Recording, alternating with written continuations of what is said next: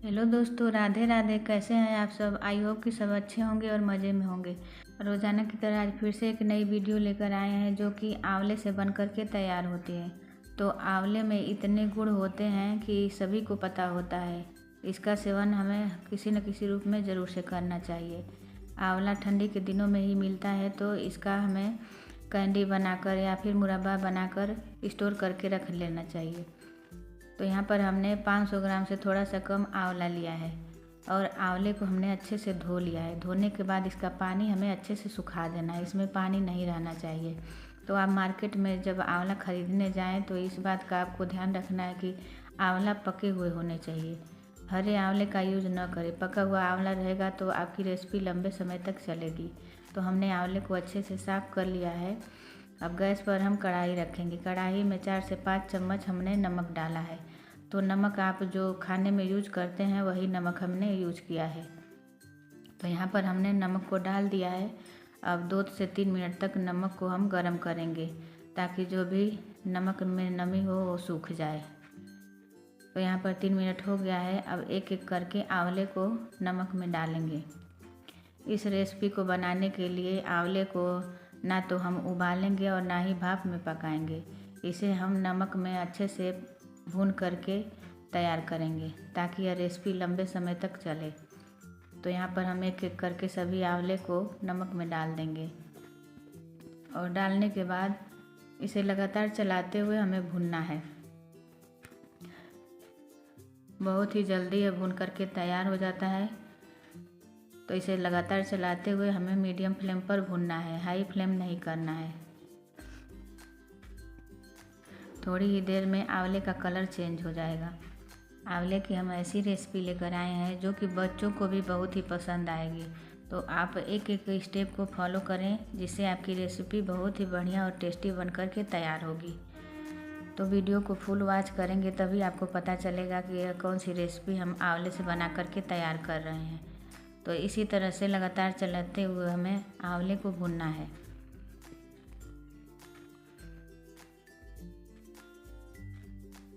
आठ से 10 मिनट में ही आंवला धीरे धीरे सॉफ्ट होना शुरू हो जाता है।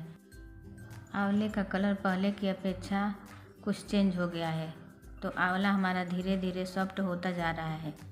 आंवले को तब तक पकाना है जब तक यह सॉफ्ट न हो जाए।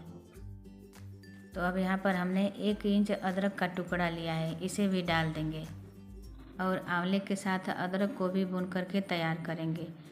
अदरक भी हमारे शरीर के लिए बहुत ही फ़ायदेमंद होती है। तो इस रेसिपी में अदरक का भी यूज करना है। यदि आपके पास अदरक का पाउडर है तो उसे भी यूज कर सकते हैं, लेकिन भून कर लेंगे तो यह रेसिपी बहुत ही टेस्टी बन कर के तैयार होगी। तो हमने यहाँ पर अदरक को आंवले के साथ भून लिया है। तो आंवला हमारा अच्छे से भून करके तैयार हो गया है। इस पर से जो नमक लगा हुआ था हमने अच्छे से साफ़ कर लिया है। तो नमक को अच्छे से साफ़ करके ही हमें यूज करना है। तो अब हम आंवले की कलियों को अलग कर लेंगे। देख सकते हैं कि यहाँ पर आंवला इतना सॉफ्ट हो गया है कि आसानी से हम कलियों को अलग कर पा रहे हैं। तो इसी तरह से हमें सभी आंवले की गुठली अलग कर देना है और कलियों को अलग कर लेना है। और जो हमने अदरक को भून करके रखा था उसका छिलका हमें उतार लेना है। तो अदरक का आसानी से छिलका उतर जाता है। तो यहाँ पर हमने अदरक को छील लिया है। सभी आंवले की कलियों को अलग कर लेंगे और गुठली को भी अलग कर देंगे। तो यहाँ पर आप देख सकते हैं कि हमने सभी आंवले की कलियों को अलग कर लिया है। अब इसे हम अच्छे से पीस करके तैयार करेंगे। तो हमें इसे बहुत ही बारीक पीस करके तैयार करना है। तो हमने यहाँ पर बड़ा वाला मिक्सर जार लिया है। अब इसी में हम आंवले को ट्रांसफ़र कर देंगे और इसी में जो हमने अदरक को भून करके रखा था उसे भी डाल देंगे। और आप बिना पानी के ही पीसें, यदि ज़रूरत लगे तो 1 से 2 चम्मच पानी डाल सकते हैं। तो यहाँ पर देख सकते हैं कि हमने आंवले को अच्छे से पीस करके तैयार कर लिया है। 2 चम्मच हमने पानी का यूज किया था। अब चलिए चलते हैं नेक्स्ट प्रोसेस में। इधर हमने गैस पर कढ़ाई रख दी है। कढ़ाई में घी, तेल किसी भी चीज़ का इस्तेमाल नहीं करना है।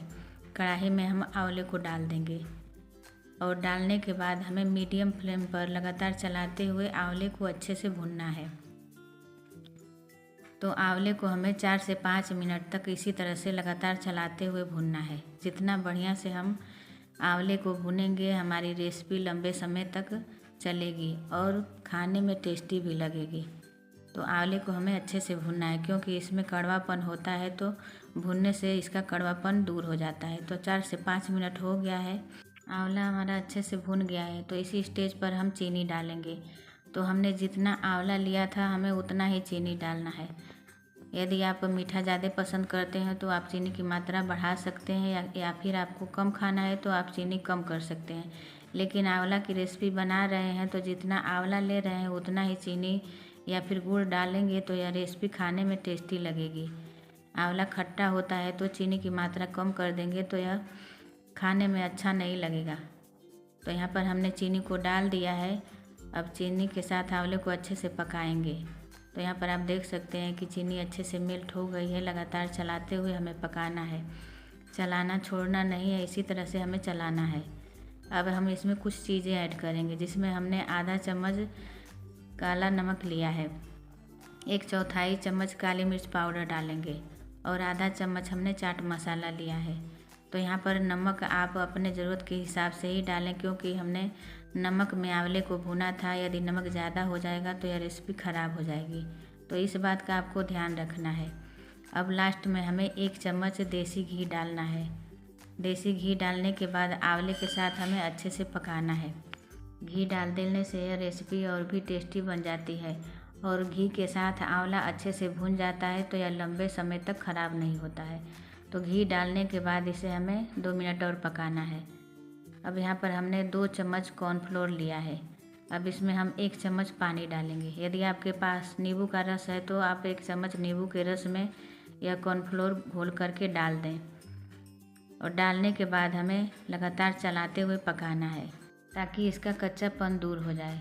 तो यहाँ पर आप पानी की जगह नींबू का इस्तेमाल कर सकते हैं। मेरे पास नींबू नहीं था तो हमने 1 चम्मच पानी डाला है।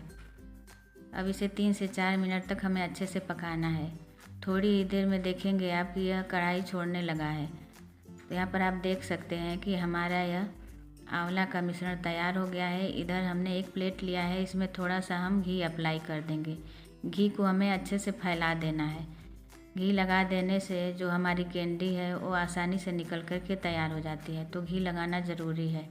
अब जो हमने आंवला का मिश्रण तैयार करके रखा था इसी प्लेट में हमें डालना है। डालने के बाद चम्मच की मदद से हमें चारों तरफ से अच्छे से बराबर फैला देना है। तो हम यहाँ पर आंवला की कैंडी बना करके तैयार करेंगे। आंवला की कैंडी बड़े क्या बच्चों को भी पसंद आती है। तो इस तरह से यदि आप आंवले की कैंडी बना करके तैयार करेंगे तो लंबे समय तक चलेगी और खाने में भी टेस्टी लगेगी। तो यहाँ पर 1 घंटा हो गया है, कैंडी हमारी अच्छे से सेट हो गई है। तो ऊपर से हम पिसी हुई चीनी को ऐसे ही छिड़क देंगे। तो आप हाथों से चीनी डालेंगे तो कहीं ज़्यादा कहीं कम हो सकती है। तो इस तरह से आप छलनी में चीनी को पीस करके चारों तरफ से अच्छे से स्प्रिंकल कर देंगे तो यह कैंडी खाने में अच्छी लगेगी और हाथों में चिपकेगी नहीं। तो इसी तरह से हमें चारों तरफ चीनी को फैला देना है। तो यहाँ पर हमारी कैंडी बन करके तैयार हो गई है। अब इसे छोटे छोटे पीस में काट करके तैयार करेंगे। तो आपको जिस तरह से कैंडी को काट करके तैयार करना है उस तरह से काट सकते हैं। छोटा बड़ा आप पीस रख सकते हैं। जिस तरह से बर्फ़ी का शेप देते हैं उसी तरह से हम कैंडी को काट लेंगे। तो यहाँ पर कैंडी बन करके तैयार हो गई है। तो आई होप कि मेरी वीडियो आपको पसंद आई होगी। पसंद आई है तो प्लीज़ लाइक करें, चैनल पर नए तो सब्सक्राइब करें और ज़्यादा से ज़्यादा शेयर करें, और बगल में जो बेल आइकन है उसे दबाना बिल्कुल न भूलें। फिर मिलेंगे नेक्स्ट वीडियो में। Thanks for watching.